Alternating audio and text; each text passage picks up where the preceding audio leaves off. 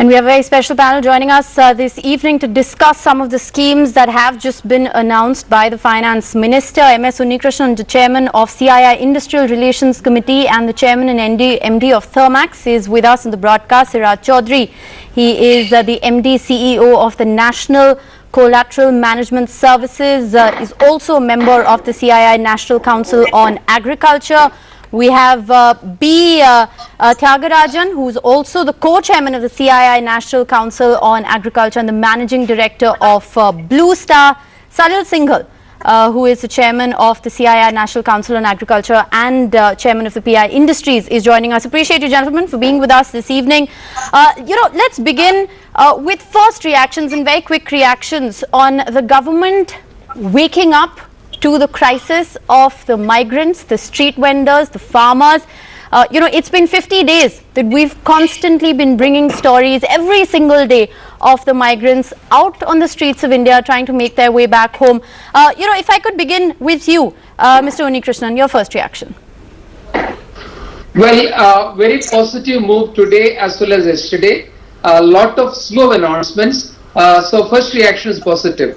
However, what we were expecting to restart the industry, where we are able to get the migrant labor back into the cities of the country so that the factories can restart, well, we need to be waiting and watching.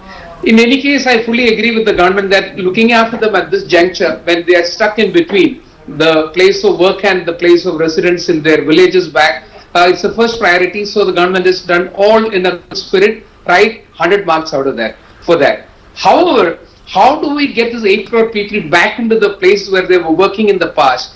Most of the schemes announced will have a medium to long term impact. For example, houses being built, or maybe we'll give affordable housing to be done in PPP. Right. By the time the houses get ready, how do we get them? So we need to be thinking about those also. So good measures, but a lot more thinking to be done to ensure they come back and we can restart the factory. This is the first reaction from my side. Let me then take this to Siraj Chaudhry as well. You know, you're on the National Council for Agriculture, a CII member on the National Council for Agriculture. Of course, there is innovation insecurity on whether migrants will come back to work in the cities or will they perhaps find, employment back in the villages. So while we deal with that insecurity, I want to ask you, do you believe 50 days since the lockdown, enough today has been announced as far as the migrants are concerned, as far as the street vendors are concerned? See, I think there is a realization that the government is faced with a problem. I do not think that it was as anticipated that the magnitude of the problem will be so big. So there have been steps. The Honorable Finance Minister actually clarified all this work that has been done from the 1st of March. In fact, a number of initiatives or the loans or funding that has been done.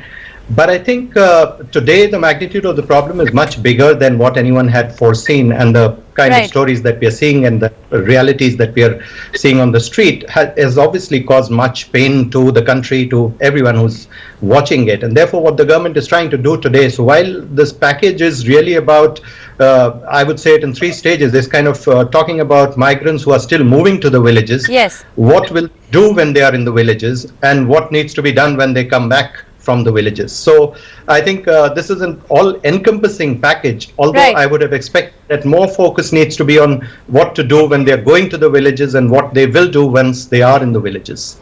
I think what to do when they will go to the villages, what happens if and when they come back, a lot of those questions are still in grey areas. But let's talk about one of the big announcements today, which is the One Nation, One Ration Card scheme. Many believe that, irrespective of registration or ration cards or Aadhaar cards, food insecurity, the hunger crisis on the streets of India has been one of the most painful stories that has been told in the last 50 days.